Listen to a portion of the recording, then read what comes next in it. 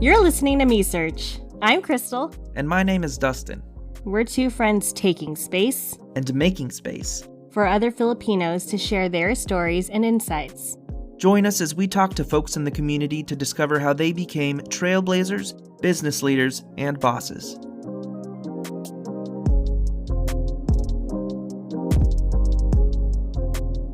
Hey, everyone. Hey, Krystle. Hey, Dustin. How has your day been going so far? It's been going. It's bright and early, and it's good. It's a new day. I'm excited for all that is to come. How about you? I am also really excited for all that is to come. This is our very first episode of our very first season. You might hear us refer to season 1 as Me Search 101, just because it's a little callback to us as educators. Shout out to all the educators out there real quick because... Yeah, shout outs. Yes, absolutely. Yeah, it's hard during a pandemic. Yeah, and it's hard teaching just in general, so... Yeah, that too. But as we go through the season, you'll join us as we interview some film movers and shakers. Yeah. In this episode, you'll get to know us, your hosts. Okay, so before we get started, Krystle, why don't you give me 2 fun facts about yourself and 1 neutral fact? Yeah. So let's see. Fun fact. Fun fact number 1. Me and my husband had a surprise wedding that you were at. Yes, and it was amazing. And I almost missed it because I didn't know it was a wedding. But I was like, you know what? I should go. Well, I'm glad you made that decision because... Me too, because I would have missed your wedding. Yeah. Yeah, so it was like a lot of many months of incognito planning and very specific storytelling to family and friends about what was actually happening between me and Michael and our engagement. So the payoff, the moment we surprised everyone was awesome. And that is a moment in my life that I will always cherish. And yeah, surprise weddings. We gotcha. Me and my partner were talking just the other day about your wedding, and we were just reminiscing about how cool it was. Oh, thanks. Yeah. I'm glad. I'm glad we scored invites. Of course you did. Excuse me. Of course you would. As you've said at one point, that was very on brand for us. So I feel like that is a very... So on brand. I feel like that is a very factual thing for me to share. What else? I am an actor and a singer. I love to act and I love to sing. Put me on the stage. Put me in front of the camera. I'll do it with all of my heart. Did you learn a transatlantic accent during acting school? Yes. Can I hear your neutral fact in a transatlantic accent? Oh my. I feel like all my speech teachers who might listen to me are going to get so mad because I'm a little out of practice. But when I was in school, they didn't call it the transatlantic accent. Our speech classes were actually based in Edith Skinner's approach to speech for the stage. And it was called Classical American Stage Speech. And we learned Edith Skinner's good speech priorities. And one of our practice sentences went like this. Fancy that fascinating character Harry McCann married Anne Hammond. I was picturing more like, fascinating, see? Fascinating. Yeah, see? No. See? We didn't do a lot of that, see? So just calm down, all right? Okay. All right, see, let's move on to something else, see? All right, see? We're going to move on, see? All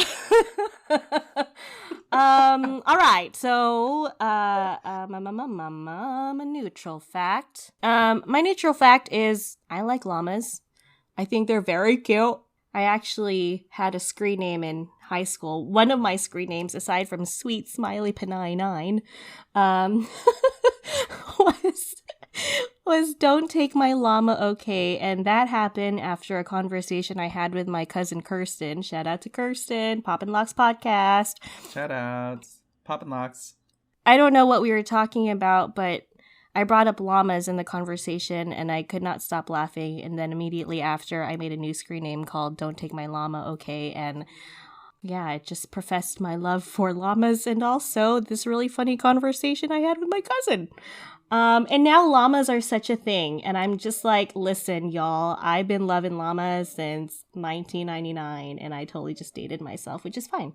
It's fine. It's fine. It's totally fine. I love aging. I do, actually. And yeah, so that's my neutral fact. If you want to get me a gift, get me a llama. I have a follow-up question for you. Sure. How dare you provide 3 fun facts instead of 2 fun facts and 1 neutral fact? But I will let this go. It's fine. Perhaps for you, the llama thing was neutral. I thought that was pretty fun. Thanks. Okay. Okay. Well, thanks. Thanks for making me feel really, really fun and really entertaining in all my neutrality. But all right. So, what about you, sir? Give me your 2 fun facts and 1 neutral fact, but also maybe it'll just be 3 fun facts as well. It might just be 3 fun facts. My first fun fact is I have sung in multiple a cappella groups. The first a cappella group that I was in was at UC Riverside. It's called Not So Sharp. And I was a founding member.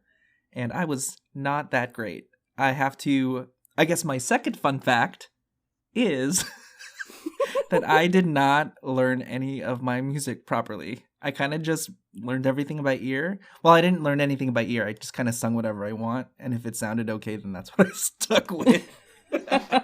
Sorry, folks. Well, do you. You're doing great. I just did not sing my part. I just kind of showed up and I was like, hey, guys, let's just be friends. Let's sheet music. It's fine. It's fine. It's fine. Yeah, it's totally fine. That was a long time ago. Yeah. My third fun fact is that my AIM...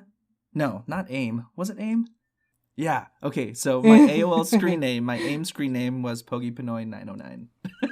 Yes.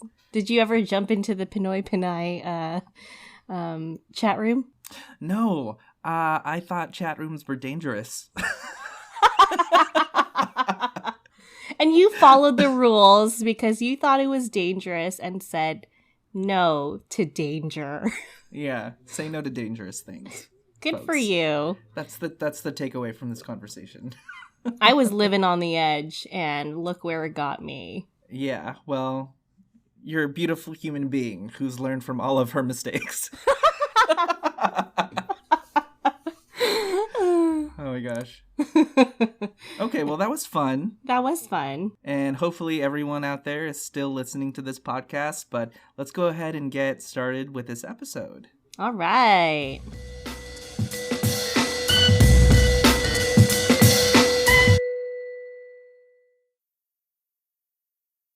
So we got some questions that we're going to ask each other here and hopefully reacquaint ourselves with each other. And for anyone who's listening who may not know us, this is a good opportunity for you all to take a deep dive, well, semi-deep dive, into who your hosts are for Research 101. Let's get cozy.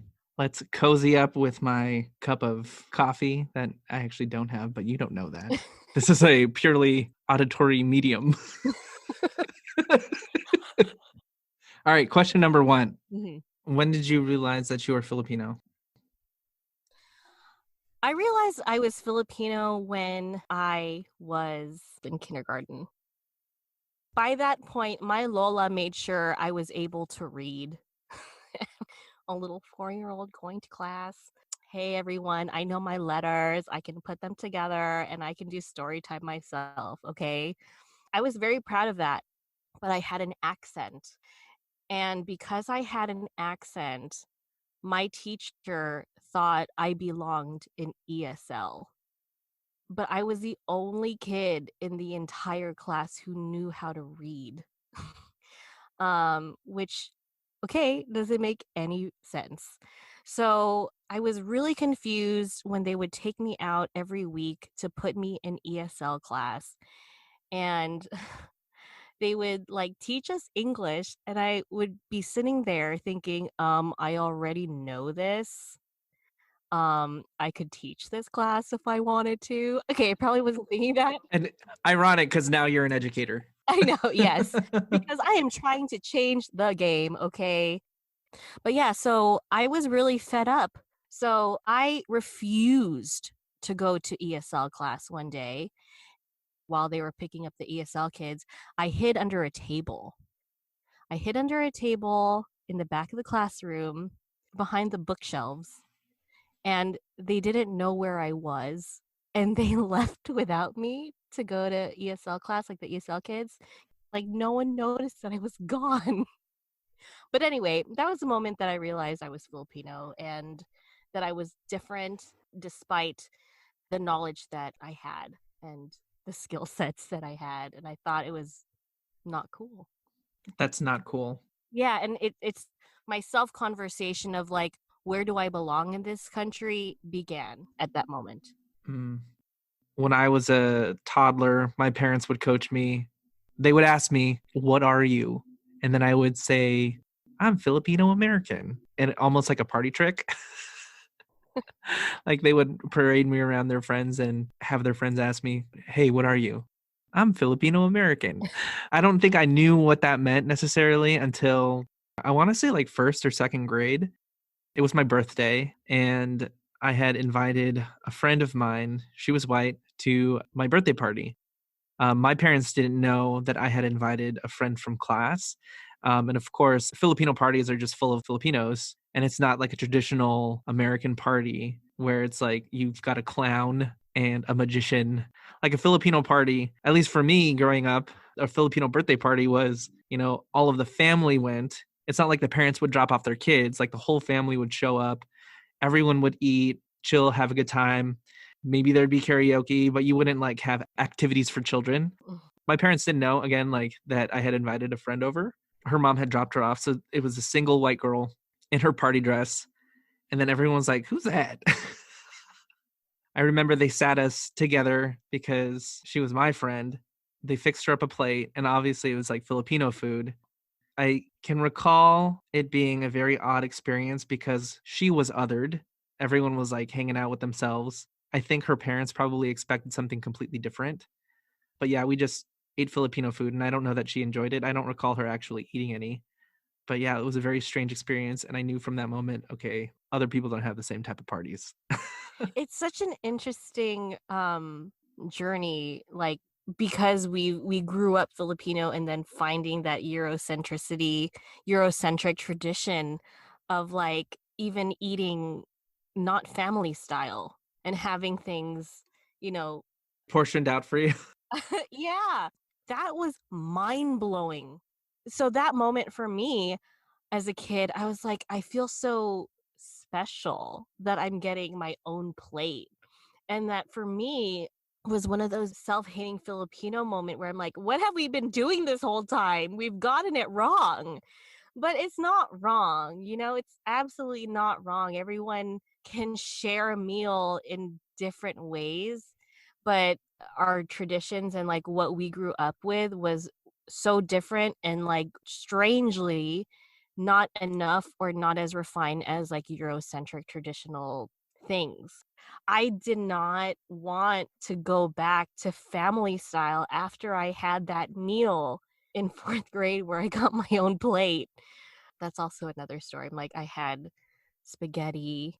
There was no hot dogs in it. I was like, "What is this?" And it wasn't sweet. And then I had a little salad on the side. And I don't know if this is like part of our like culinary canon in Filipino cuisine of making dressing out of olive oil and vinegar, you Mm. know? But it was also very mind-blowing that it wasn't like Thousand Islander Ranch that my Lolo got from the store. And I'm like, this is so refined. What have we been doing?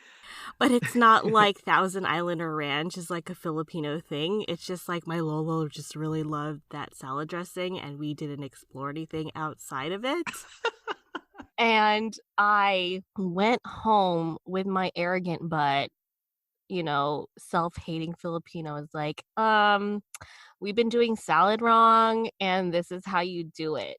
And I was talking to my Tita Nancy who was living with us. She did most of the cooking. I was like, Tita Nancy, the salad we're having is not right. Let me show you how to actually do it. And so she's like, okay.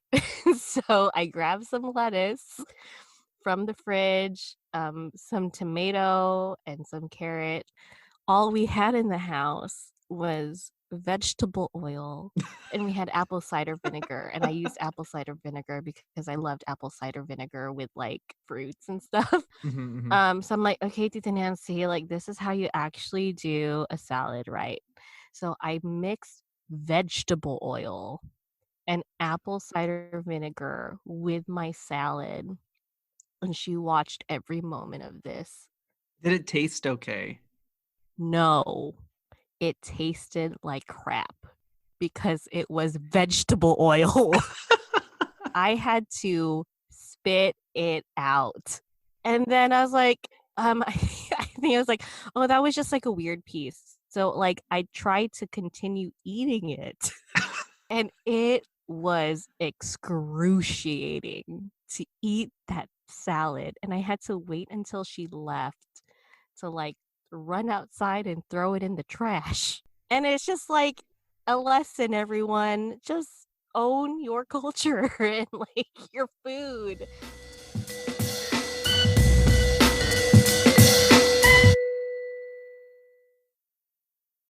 Did you go to school at a predominantly white elementary school or high school? From first grade through eighth grade, a quarter of my class is Filipino. So I had a lot of Filipino friends growing up.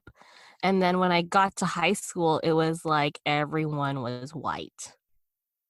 I had a little bit of a different experience. I went to a predominantly white elementary school, or at least that's what it seemed like to me looking back. I had Filipino friends outside of school when I was a child, but they were all the children of my parents' coworkers. And to me, it was confusing because I wasn't sure if we were related or if they were just family friends. Everyone just assumes you're cousins, or if you don't know an adult, they're automatically your auntie or uncle or your tita or tito. So yeah, I didn't have any friends outside of family gatherings, friends who are Filipino, that is. And I didn't have like a Filipino friend in school until maybe high school. Yeah, a little bit different there. Yeah, that's totally different. You're still friends with like your parents' coworkers' kids growing up. I wouldn't say like we like hang out every weekend or whatever, but if we ever cross paths, we would know exactly who each other is.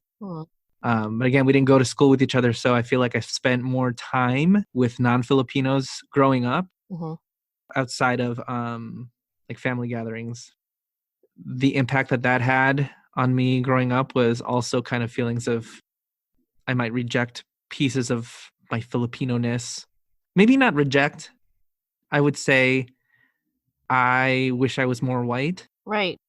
And I mean, it's funny because my name's Dustin. Like, my name's Dustin. To me, that's like super not Filipino. I don't know. I don't know any other Filipinos named Dustin. Too. You are the only Dustin. Am I the only Dustin Filipino that you know? Yeah, you're the only Filipino Dustin in my life. I know like 3 or 4 Krystles. Well, it's fine. We can share. You're one of my top. Yay! Where was I going with that? Where was I going? Oh, I know what I was going to say. I remember in elementary school, I wished my name was Zach. Aw. Because I wanted to be Zach Morris from Saved by the Bell. I'm like, oh, he's who I wish I was. Like aesthetically, personality-wise, because that's who was on television at the time. Right. Ironically, I didn't find out he was multiracial until like maybe last year. Did you know that his mom is Indonesian? Yeah, found that out like way later though. Yeah. He would have to bleach his hair all the time. Yeah. Not good for the hair. Have you ever bleached your hair or made it more blonde, or have you ever like made yourself lighter in any way? Sun In was very cool in junior high. What is sun in? Sun In would pretty much bleach your hair. It was like the natural like bleaching of the hair via sun, but in a bottle. Hmm. But we weren't allowed to do that in school. My teacher like pulled me aside. I was like, "Hey, did you put sun in your hair?" I'm like, no. Obviously I did because my hair was a different color. I feel like that was the only thing, and there was just like nothing I could do with my skin color. I'm a brown woman, okay? You're brown beauty. I'm a brown beauty. But of course my mom hated that I was brown. And she's like, "Oh, you got your dad's skin color." I'm like, there is a possibility that my skin color might reflect the color of my father's. So I don't know what to tell you. Uh, but she was so always upset, and of course, that made me insecure. I mean, what can I do? But she gave me like the Escanol. Even as a little kid, I'd have to use Escanol. What is Escanol? It's this skin whitening. Like a papaya soap type of thing? Yeah, it was a toner for your face. So when I was younger, I would have to put toner on my face. My mom always put papaya soap for me to use in the shower. Hmm. It's so insane how light-skinned we actually have to be for antiquated Filipino standards. Do you feel that beauty standards have changed over time? A little, slowly but surely. Hmm. I try to tell my nieces to embrace their color if they're a little bit darker, because I don't know what the outside world is telling them or how they feel about their skin, but I just want to make sure at least their Tita Crystal is like, "Hey, Tita Crystal said that I should love my skin." So we can just like embrace our skin, whatever the freak the color is of our skin. It's fine. It's beautiful. Hell yeah. Hell yeah.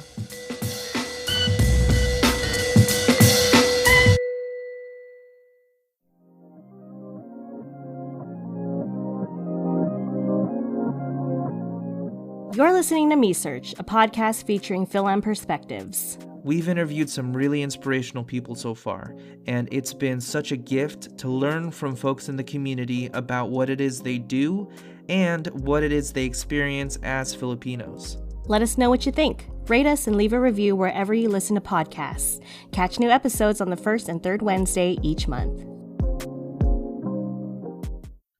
We are back. Question for you. How has being Filipino impacted your career trajectory? Being Filipino, for me, growing up, was a never-ending feeling of never being good enough. I had to be an overachiever in all things, and I wasn't good at anything. Doubt it. Doubt it. Well, I wasn't good at sports. I mean, I was good enough to get good grades in like math and science and in anything really. I don't know that I fully understood the material. Right. Yeah, I feel like the way that we were learning back in school was just like memorize things and regurgitate. Yeah. So I feel like I was really good at doing that stuff. I was good at music. I really wish I like stuck with it, but I try to be more academic because I feel like that in the long run would be more respected by my family. I just never could figure out, even going into college, like what I wanted to do with my life. So I just kept going back to school. I went to community college initially to be a nurse. In hindsight, my parents never really pushed me to get a bachelor's degree. Uh-huh. They really wanted me to be a nurse because they knew that was the biggest bang for your buck. It had a high return on investment. In 2 years, you could get work immediately anywhere with a high income. And really, that was my parents' focus. But at the same time, like being Filipino and rejecting that Filipino stereotype, there's a lot of Filipinos in the nursing space, Right. which I totally respect. But for me, as a young person, I like highly rejected the idea of becoming a nurse, even though like I initially pursued that because that was something my parents really pushed for. Mm-hmm. Obviously, I'm not a nurse now. The doctor. I'm a doctor, but not that type of doctor. But eventually I was like, okay, nursing, like for sure is not for me. I feel like I'm in it for the wrong reasons. Mm-hmm. I recall going to information sessions and various meetings about nursing programs. And one of the things that they would ask is like, why do you want to be a nurse?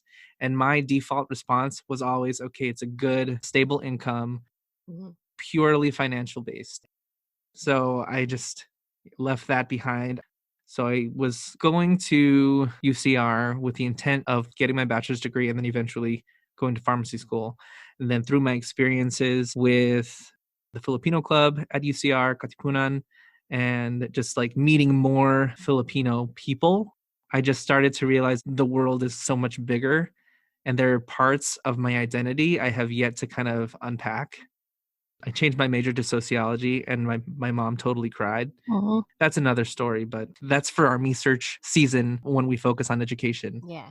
But anyway, I switched to sociology just because I had some really great peer mentors at the time who really like helped me connect with culture and this idea of like Mm-hmm. an ethnic identity that I could be proud of. So I got into sociology and graduated knowing that I wanted to work in some industry that helped communities in some way. I was good at education, I was good at learning, so I stuck to an education setting as a profession. So I found my way to higher education, and in higher education, I think it's really encouraged to pursue higher education because that's the product that you're pushing out there. Mm-hmm. And so I got my master's degree, then eventually I got my doctorate. 10 years later, realized, oh, I've been in higher ed for a very long time. I didn't even know that you could work in colleges when I was in high school. The idea that was sold to me either by my school or by my family was that you need to have a career in some sort of trade or like some prestigious profession, doctor, lawyer, dentist, or whatever. I never pictured myself working in higher education. I think I just kind of fell into it and just never left. Well, how are you liking it now? It's pretty cool. It's cool. I like it. What I like most about it is I get to be in a space where people are there because they want to better themselves Mm-hmm. and they want to learn more. I think over time I realized I really enjoy working with people who enjoy the process of self-improvement. And I think higher education, that's a huge component of that. That's awesome. You're Thanks. making an impact, Boo. Thanks. Yeah, like so much props to you. That's really nice to hear you say. I appreciate it. Thank you. Yes. I appreciate that. I'm trying not to get emotional Oh, because Boo, it's okay. We can get emotional. It's Me Search. I know. Oh God, you're right. I just have to trap myself in self-deprecating humor because that's the only way I know how to cope with any emotions.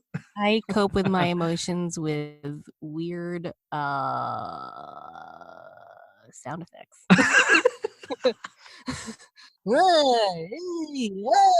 think that's exactly why we get along so well. Yeah, I know. 'Cause we're just a couple of weirdos. Like pretty much if you ever hang out with me and Dustin, that's what you're gonna get. A lot of Not a substantive conversation, just a whole bunch of noises. but then we get down to it too though. It's a roller coaster with us. My whole life is a roller coaster.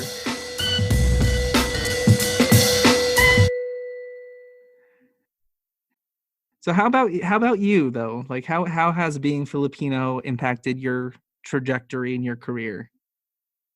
Yeah, so growing up, my mom, she's always encouraged me to be a lawyer, like my dad. And I don't know if I want to get into like my dad right now, but That's another episode, perhaps. yeah, Every time you talk about your dad, it's an amazing storytelling experience. yeah. We can get into it. Sorry, go ahead. Go ahead. No, it's fine. My dad was just an incredible person and lawyer, and maybe that's part of the reason why she encouraged me. I'm sure also financially. However, my dad was not trying to be a lawyer for any kind of financial reasons. from what I've learned. My dad passed away when I was a baby, so unfortunately I did not get to know him or interact with him, but I feel him every day in the work that I do. Again, another time we'll get into it. But she encouraged me to be a lawyer even as a child. She would also encourage me to do that, or a nurse, as you do.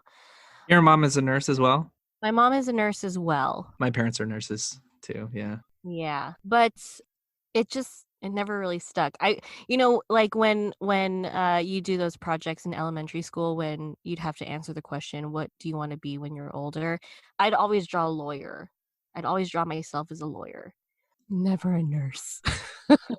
I remember an assignment where they had asked us that question. The prompt was, what do you want to be? Yeah, what do you want to be when you grow up, or something to that effect? Mhm. I think my response was, I want to be a millionaire without having worked a day in my life, or something like that. I want to be a millionaire and I don't want to work. My mom was so upset. She's like, you need to change this. You need to write, I want to work hard. But That is hilarious. I think I was like 7. I don't know. I still want to be a millionaire and I don't want to Hey. work. Maybe it'll be in the cards for you, boo. Yeah. I enjoy what I do Yeah. for a living, but it would be nice to do it without having to like track when payday hits.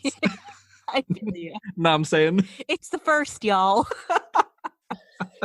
Anyway, I'm sorry. Go ahead. No, you're fine. That was hilarious. I was always conflicted though, because that was the answer that I felt like I had to say. That was like an acceptable answer. But what I really wanted to draw was me singing and acting, and it was also very confusing because like at Filipino parties, at like family parties, I was always the one to entertain. you know and like I'm shy. I've always been a more shy person, but when I'm around people I'm comfortable with, I'm like, "Hey guys, what's up?" But just like, ugh.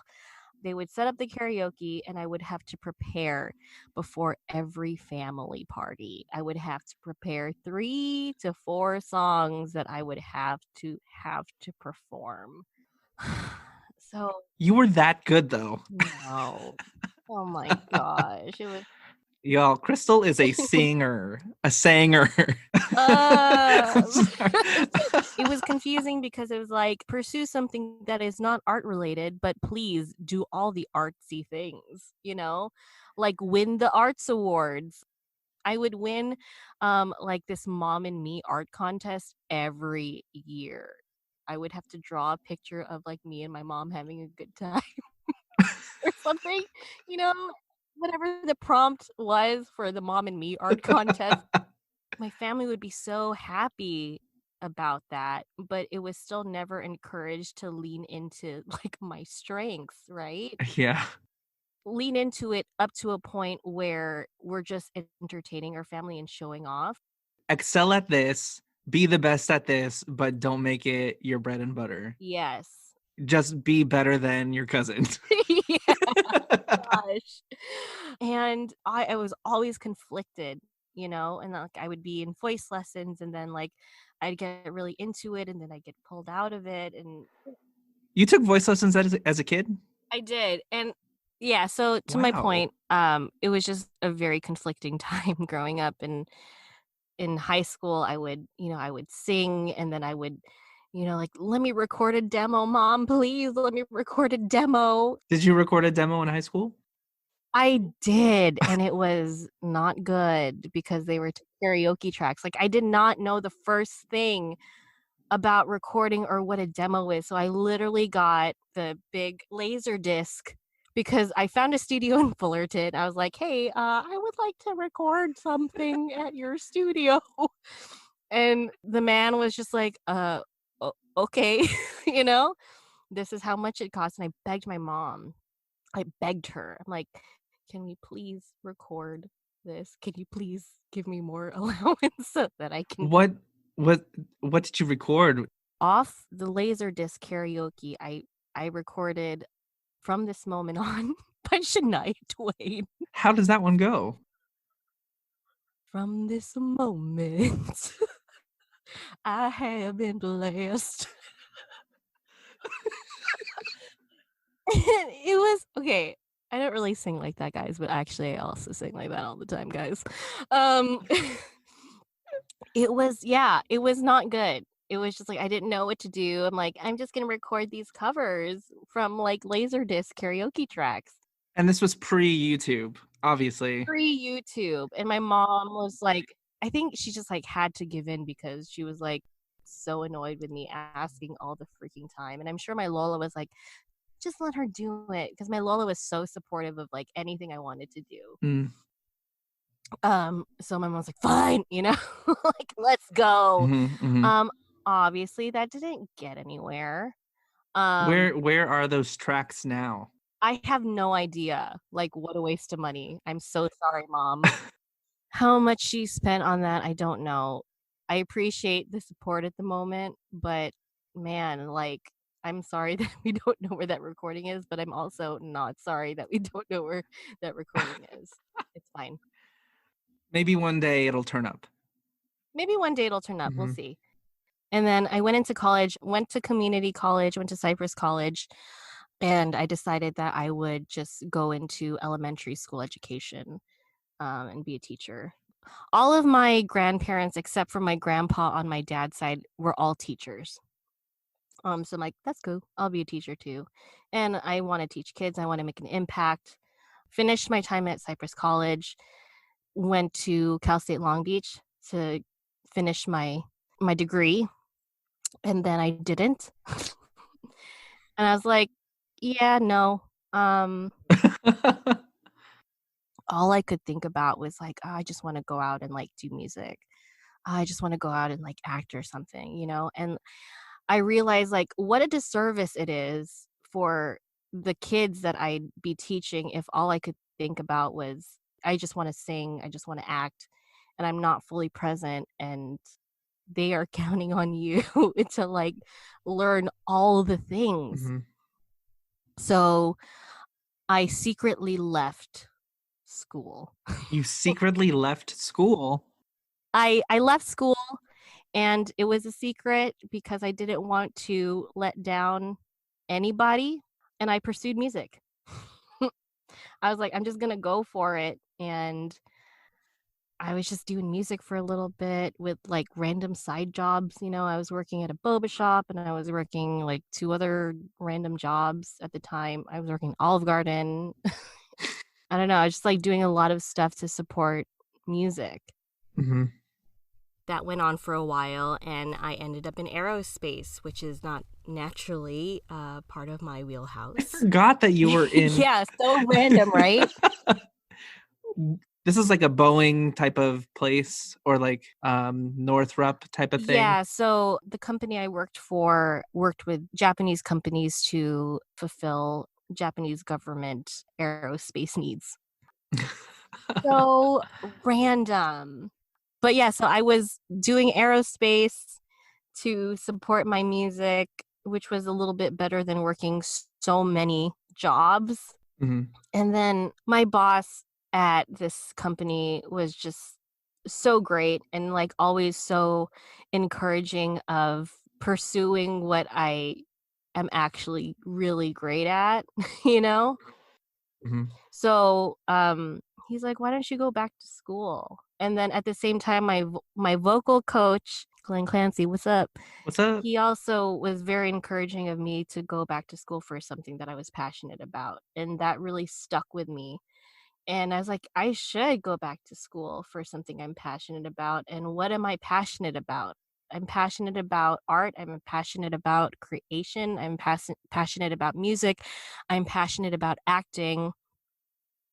And so I finished my transferable units to get into a bachelor's program in acting, got into Cal State Dominguez Hills, and I fell even more in love with acting and theater and everything that has to do with theater. And then I was like, well, I got to keep going because I love acting and I want to be a better actor. And also, the element of teaching has always kind of been in the back of my mind also. Mm-hmm. So I'm like, I can also teach acting one day, like on a collegiate level. If I get my master's degree, that might be cool. Cal Arts was the first school that I auditioned for in my grad school auditioning tour. And I was so nervous. And I actually auditioned on campus. And I'm like, this is in a very random part of Southern California, Santa Clarita. What is this? you know? But I'm like, why is Cal Arts here? But I auditioned and I was so nervous and I flubbed my first lines and the the she's the head of the MFA, Mariana Jokovic. And man, I flubbed my lines and she just like looked at me and was like, it's okay. You're fine. Like, try it again. I finished my audition. I did the best that I could. And she's like, oh, that was great. So my question for you is, why do you want to be an actor? And I literally broke down in tears. And I'm like, Oh no. oh no.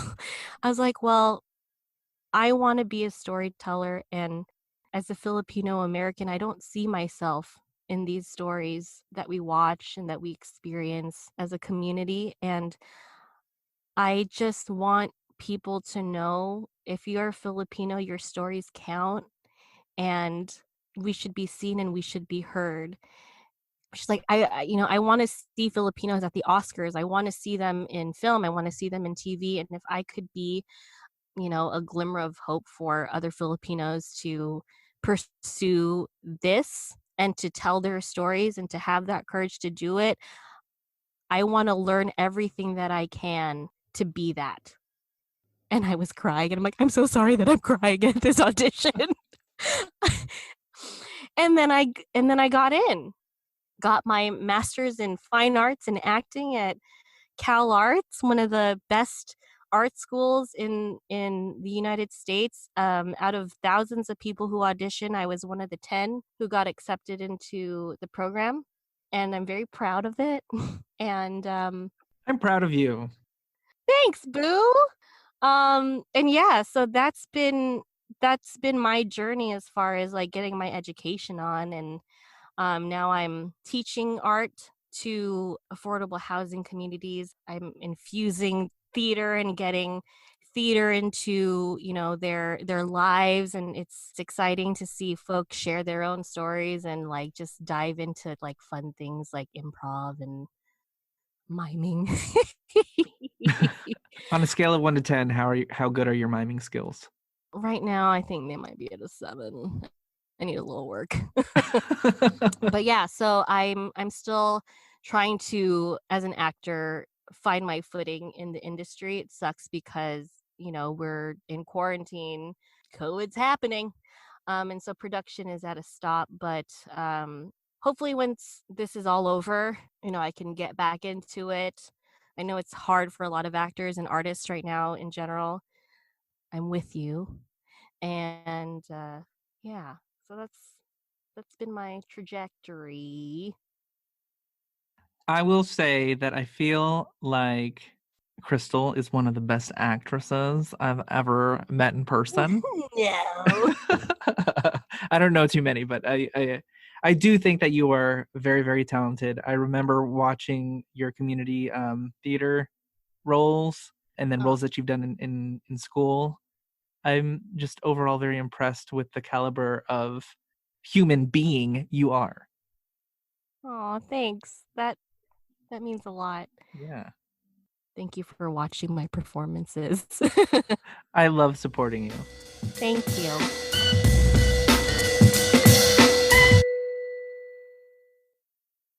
So, Krystle, we are engaging in this experience, this podcast experience, this podsperience together. And we are going on this learning adventure through conversation with other movers and shakers in the Filipino American community. I'm curious, what are you hoping to gain, maybe on a personal level?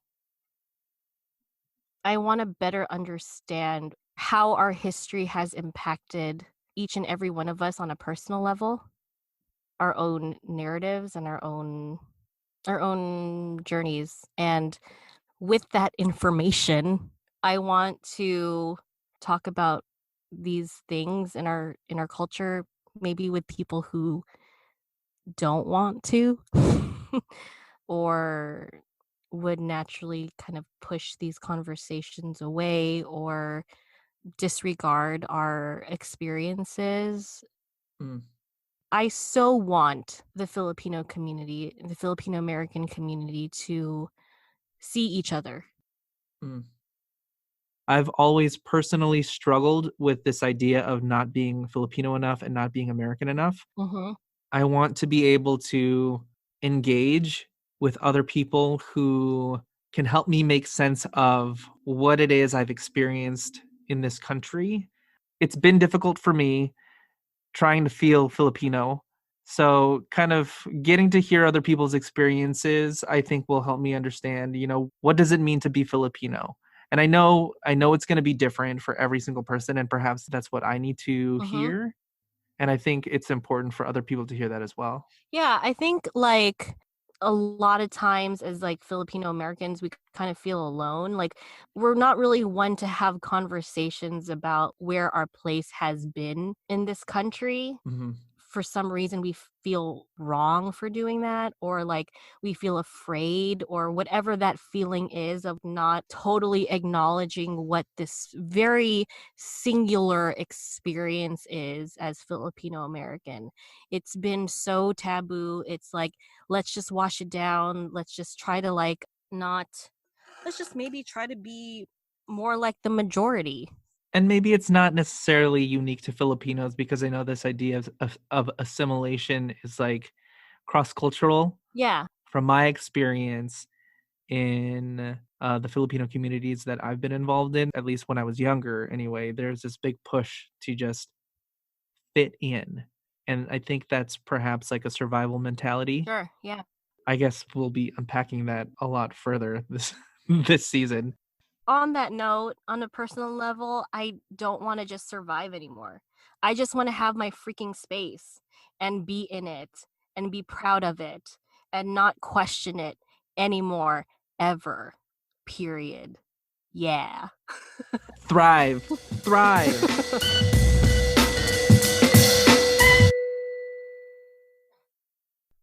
I think we're done. Are we done? Yeah. We're gonna get to the bottom of things. Make sure to subscribe to Me Search wherever you listen to podcasts. Find new episodes on the first and third Wednesday of every month. Check us out at mesearchpodcast.com. And you can find us on social media at MeSearch Podcast. Me Search is produced and hosted by Dustin Domingo and Krystle Tugadi. Editing by Dustin Domingo. And special thanks to all of you, our listeners. Alrighty, we are going to catch you all at the next episode. We're gonna get to the bottom of things. This is Me Search, folks.